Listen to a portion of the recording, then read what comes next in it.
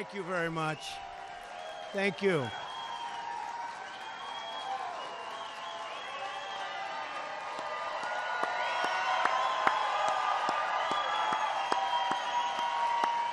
Thank you very much. It's so nice, and we appreciate it, and all of the people outside that were waving proudly the American flag. Believe me, we appreciate it very much. I want to thank Jerry Cook, Steve Burney, and all of the tremendous employees here at the Lauren Cook Company for hosting us today. Where is Jerry? Where is Jerry? Thank you. Thank you, Jerry. What a job. I've heard so much about you. It's a great honor to know you, Jerry. Thank you. I also want to welcome the many distinguished guests who are here with us for this very important event. Secretary of the Treasury, Steve Mnuchin. Thank you, Steve. Secretary of Commerce, Wilbur Ross. Small Business Administrator, which, by the way, is a very large business, I will tell you that, Linda McMahon, friend of mine.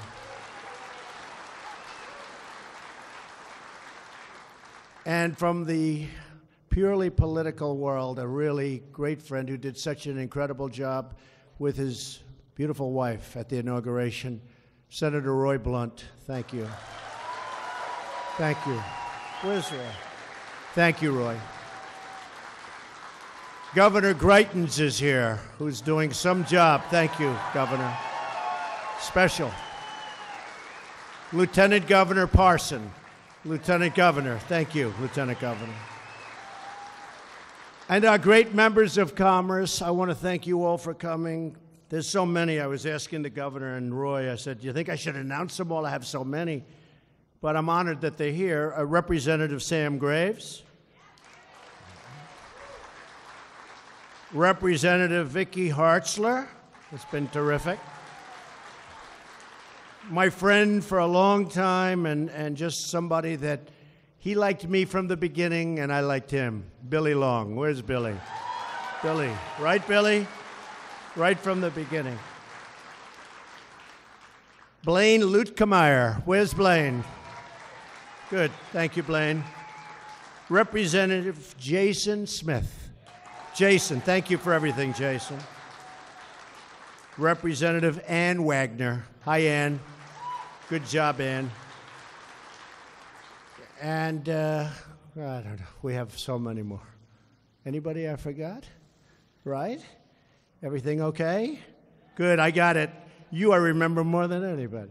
Thank you all very much. I appreciate it. And to the congressmen, congresswomen, we very much appreciate you all being here. Thank you very much. Before we begin, I'd like to take a few moments to discuss the deeply tragic situation in Texas and Louisiana. As we all know, our Gulf Coast was hit over the weekend with a devastating hurricane of historic proportion. Torrential rains and terrible flooding continue to pose a grave danger to life and to property. Our first responders have been doing absolutely heroic work to shepherd people out of harm's way, and their courage and devotion has saved countless lives. They represent truly the very best of America.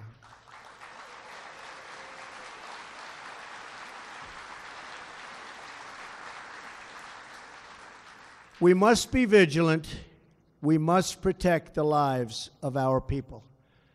I was on the ground in Texas yesterday to meet with Governor Abbott, who is doing, by the way, an incredible job, and local officials, so that we could coordinate the very big and unprecedented federal response. In difficult times such as these, we see the true character of the American people, their strength, their love, and their resolve. We see friend helping friend, neighbor helping neighbor, and stranger helping stranger. And together, we will endure and we will overcome.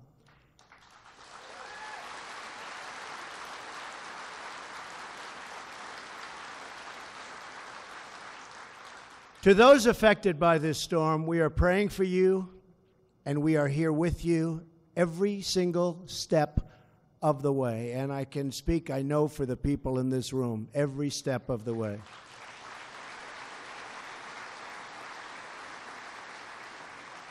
To those Americans who have lost loved ones, all of America is grieving with you, and our hearts are joined with yours forever. The citizens of Texas and the Gulf Coast need all the prayers, support, and resources our communities have to offer. Recovery will be tough, but I have seen the resilience of the American spirit firsthand all over this country. To the people of Houston and across Texas and Louisiana, we are here with you today. We are with you tomorrow, and we will be with you every single day after to restore, recover, and rebuild. Our thoughts and prayers remain firmly with the citizens and our fellow people, great, great people, all affected by this tragedy. We're also glad to be back in the heartland with the very, very fine folks of Missouri.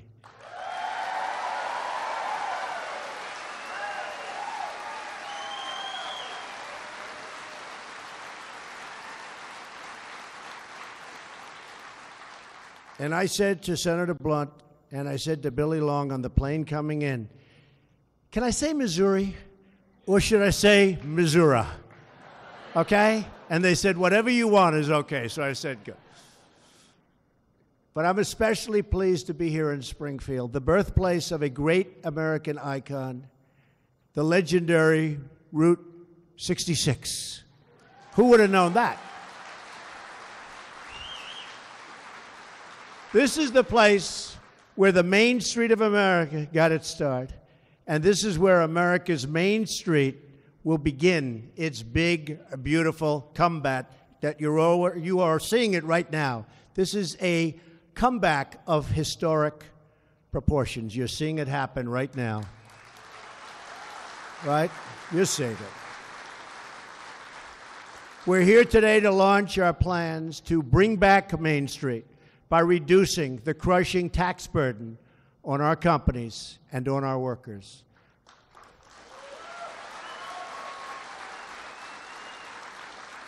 Our self-destructive tax code cost Americans millions and millions of jobs, trillions of dollars, and billions of hours spent on compliance and paperwork. And you have seen what's happening with regulations. They're going fast. We need regulations, but many of them are unnecessary, and they are going fast.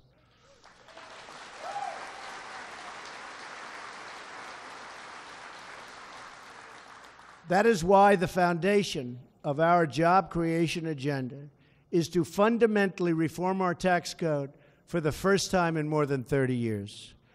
I want to work with Congress, Republicans, and Democrats alike on a plan that is pro-growth, pro-jobs, pro-worker, and pro-American.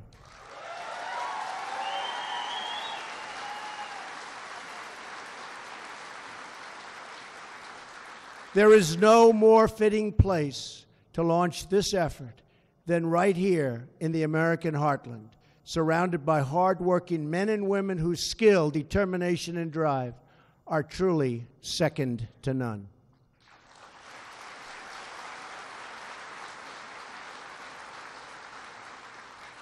And by the way, before I start, Ivanka Trump, I see my beautiful daughters in the audience. Stand up, brother.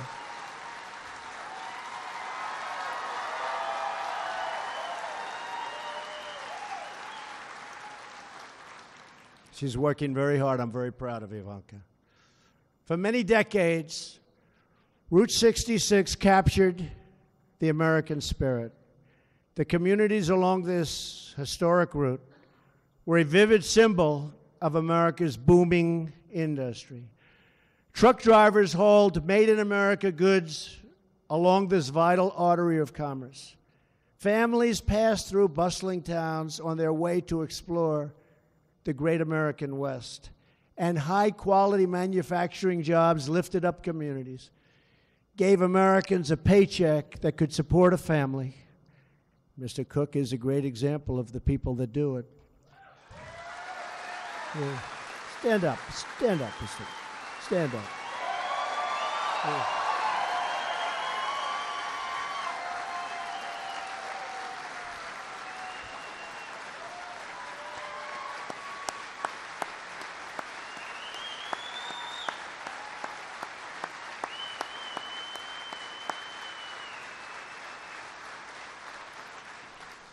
I think they like you. And provided millions of our fellow citizens with the pride and dignity that comes with work. But in recent years, millions of Americans have watched that prosperity slip away in the rear view mirror. And it wasn't pleasant to watch, especially for me. I would sit back, I was in business, and I could see what was happening. Wasn't good. If we want to renew our prosperity and to restore opportunity, then we must reduce the tax burden on our companies and on our workers.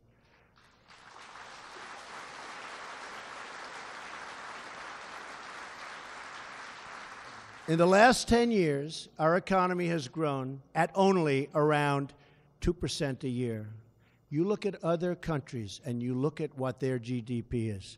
They're unhappy when it's 7, 8, 9. And I speak to them, leaders of the countries. How are you doing? Not well, not well. Why? GDP is down to 7%. And I'm saying we were hitting 1% just a number of months ago. So we're going to change that around, folks, that I can tell you, and we're going to change it around for us.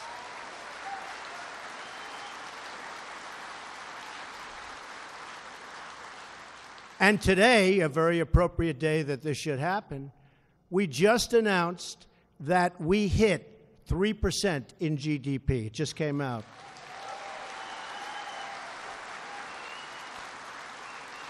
And on a yearly basis, as you know, the last administration, during an 8-year period, never hit 3%. So we're really on our way. If we achieve sustained 3% growth, that means 12 million new jobs and $10 trillion of new economic activity over the next decade. That's some numbers.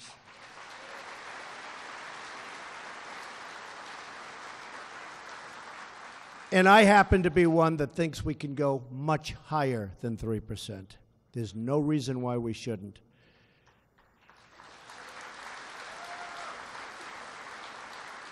So this is our once-in-a-generation opportunity to deliver real tax reform for everyday, hardworking Americans. And I am fully committed to working with Congress to get this job done. And I don't want to be disappointed by Congress. Do you understand me? Do you understand? Understand. Congress. I think Congress is going to make a comeback. I hope so. Tell you what, the United States is counting on it.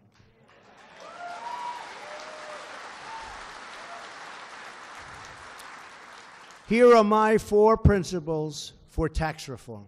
First, we need a tax code that is simple, fair, and easy to understand. That means getting rid of the loopholes and complexity that primarily benefit the wealthiest Americans and special interests. Our last major tax rewrite was 31 years ago.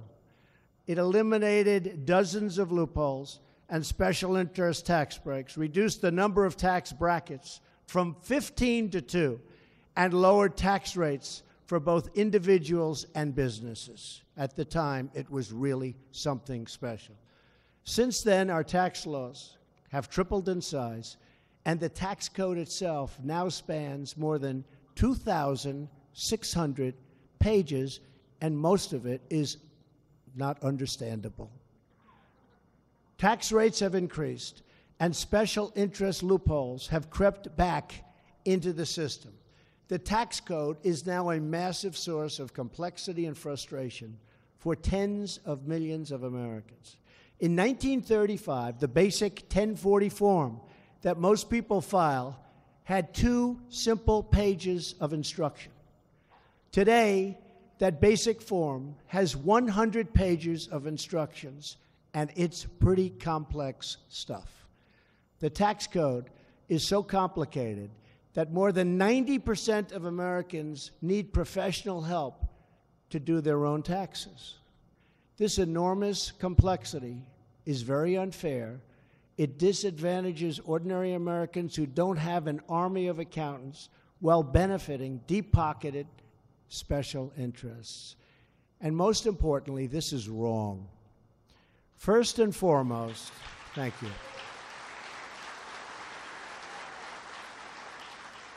First and foremost, our tax system should benefit loyal, hardworking Americans and their families.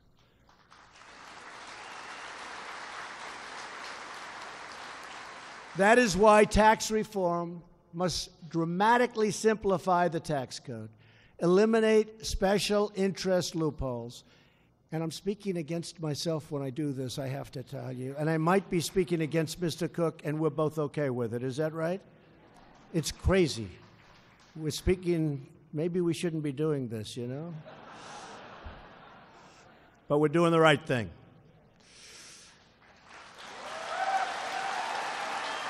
True.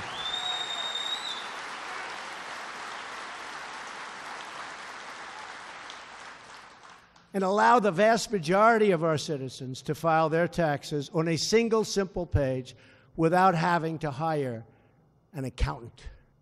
Second, we need a competitive tax code that creates more jobs and higher wages for Americans. It's time to give American workers the pay raise that they've been looking for many, many years.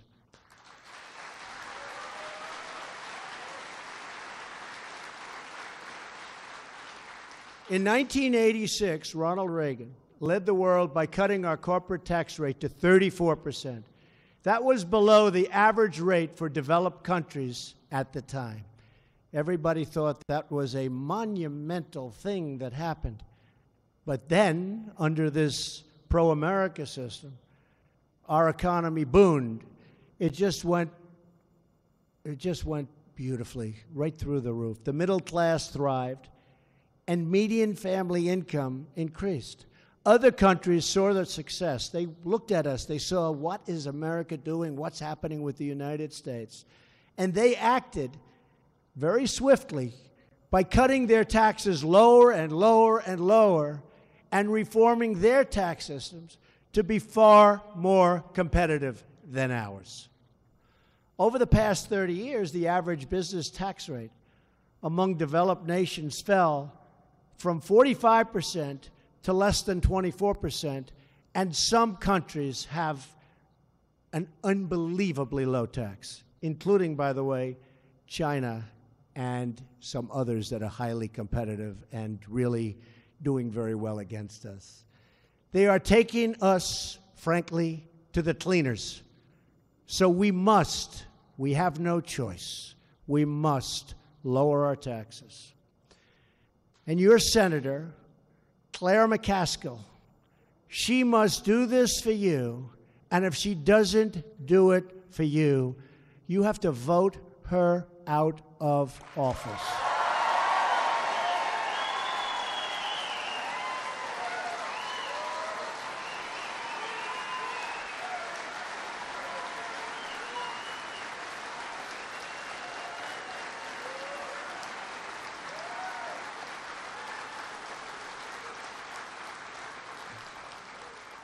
She's got to make that commitment. She's got to make that commitment.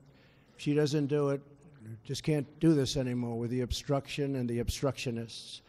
If we don't get tax cuts and reform approved, potentially the biggest ever, we're looking for the biggest ever, jobs and our country cannot take off the way they should.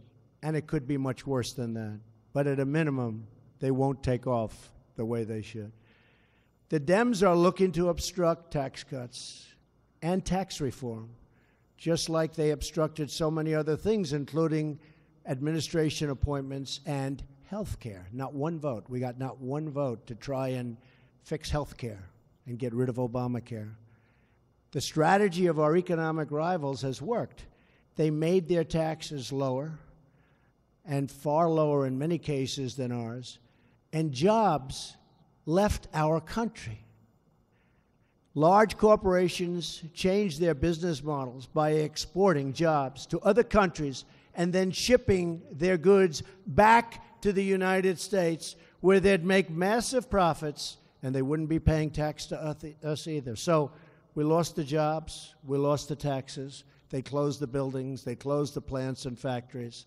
We got nothing but unemployment. We got nothing. Other businesses, even classic American brands, switched their headquarters to foreign countries. Because of this and other reasons, like weak borders, America remains stuck in the past. Although I have to tell you, we have General Kelly here today, and we stopped 78% going up to 80% on the border traffic coming through in just a short period of time.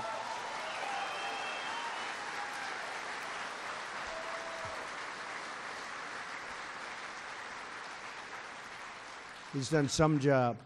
Whole different world out there right now. Today, we are still taxing our businesses at 35%, and it's way more than that. And think of it, in some cases, way above 40% when you include state and local taxes in various states. The United States is now behind France, behind Germany, behind Canada, Ireland, Japan, Mexico, South Korea, and many other nations. Also, with these countries, and almost every country, we have massive trade deficits, numbers that you would not believe.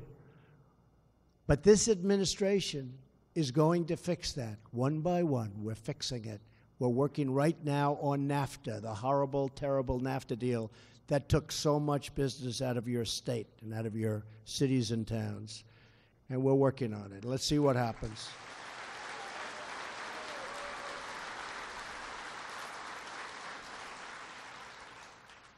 Mexico is not happy.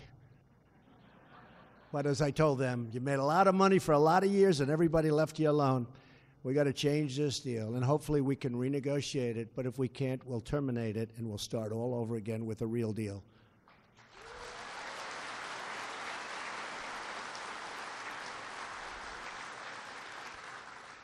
So when it comes to the business tax, we are dead last. Can you believe that? So this cannot be allowed to continue any longer. America must lead the way, not follow from behind. We have gone from a tax rate that is lower than our economic competitors to one that is more than 60% higher. We have totally surrendered our competitive edge to other countries. We have totally surrendered. We're not surrendering anymore.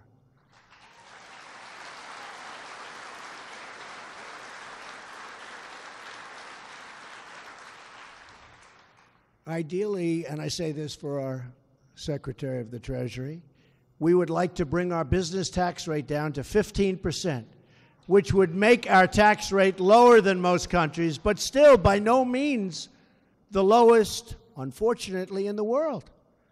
But it would make us highly competitive. In other words, foreign companies have more than a 60% tax advantage over American companies. They can pay their workers more, sell their products and services at lower cost, and still make more money than their U.S. competitors. We cannot restore our wealth if we continue to put our businesses at such a tremendous disadvantage. We must reduce the tax rate on American businesses so they keep jobs in America, create jobs in America, and compete for workers right here in America, the America we love.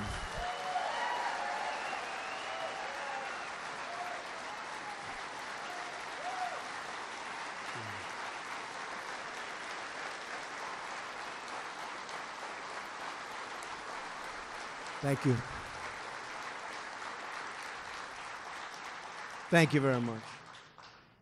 Because when businesses compete for labor, your wages will go up. Lower taxes on American business means higher wages for American workers, and it means more products made right here in the USA.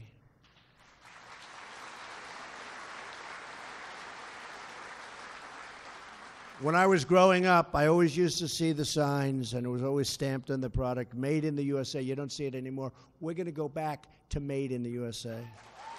Made in the USA. The third principle for tax reform is a crucial one: tax relief for middle-class families.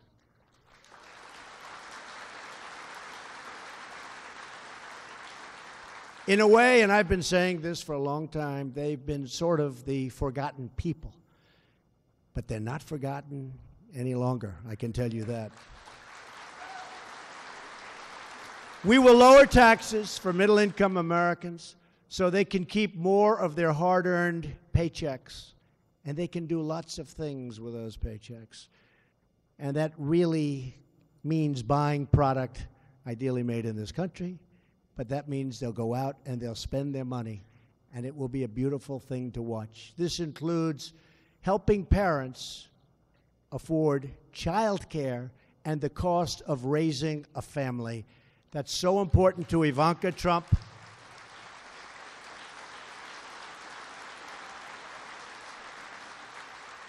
Very, very important to everybody in this room, but so important to my daughter. It's one of her real big beliefs, and she's very committed to that. Right, Ivanka? We believe that ordinary Americans know better than Washington how to spend their own money, and we want to help them take home as much of their money as possible and then spend it.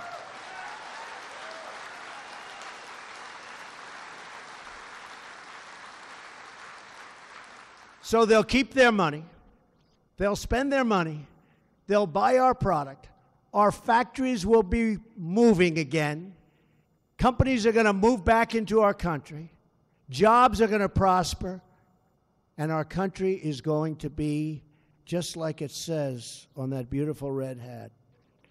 It says, "Make America Great Again." That's what we're going to do. Right? Fourth and finally, we want to bring back trillions of dollars in wealth that's parked overseas. Because of our high tax rate and horrible, outdated bureaucratic rules, large companies that do business overseas will often park their profits offshore to avoid paying a high United States tax if the money is brought back home. So they leave the money over there. The amount of money we're talking about is anywhere from $3 to $5 trillion. Can you believe that? By making it less punitive for companies to bring back this money, and by making the process far less bureaucratic and difficult, we can return trillions and trillions of dollars to our economy and spur billions of dollars in new investments in our struggling communities and throughout our nation. It's time to invest in our country, to rebuild our communities, and to hire our great American workers.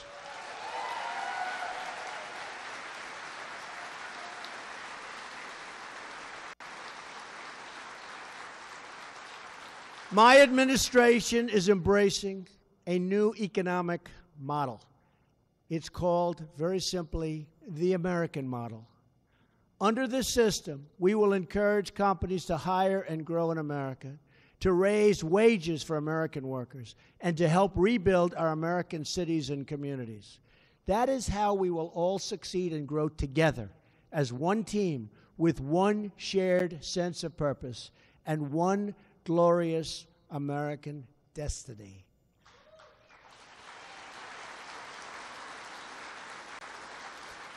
So today I'm calling on all members of Congress, Democrat, Republican, and Independent, to support pro-American tax reform.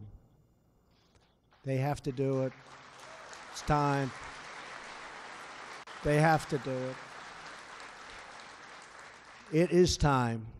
I'm calling on Congress to provide a level playing field for our workers and our companies, to attract new companies and businesses to our shores, and to put more money into the pockets of everyday, hardworking people, and also into the pockets of our companies so they can continue to grow and expand.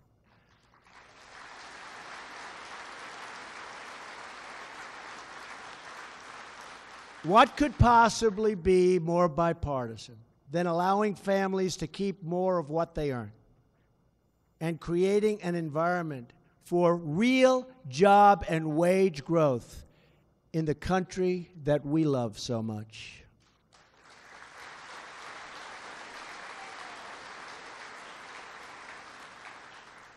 So let's put, or at least try to put, the partisan posturing behind us and come together as Americans to create the 21st century tax code that our people deserve.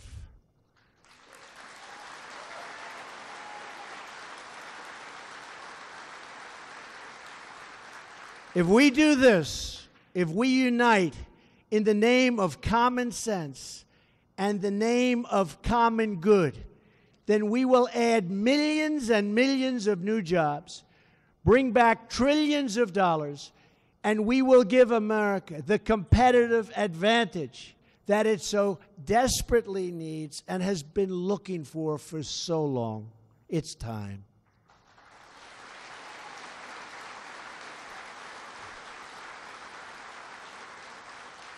Products made with American hands, American labor, and American grit will once again be delivered throughout the world. That's true. True. It's time. Instead of exporting our jobs, we will export our goods.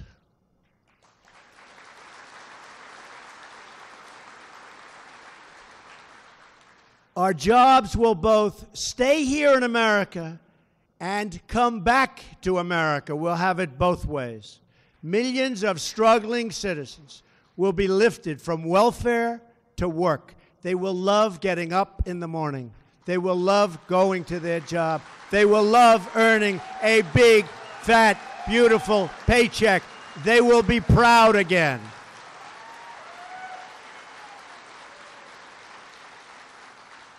That is the future I want for our people. That is the future I want for America, a nation where we are proud, prosperous, united, and free. Today, I am asking every citizen to join me in dreaming big and bold and daring things, beautiful things, for our country.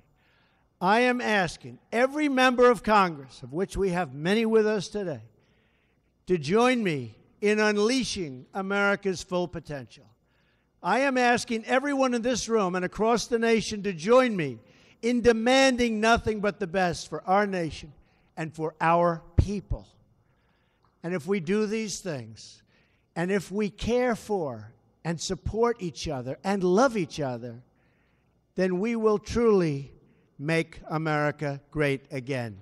Thank you. God bless you. God bless you, everybody. Thank you. Thank you very much. Governor, thank you. Thank you, Governor. Thank you, Senator. Thank you. Thank you, everybody. Thank you. Thank you.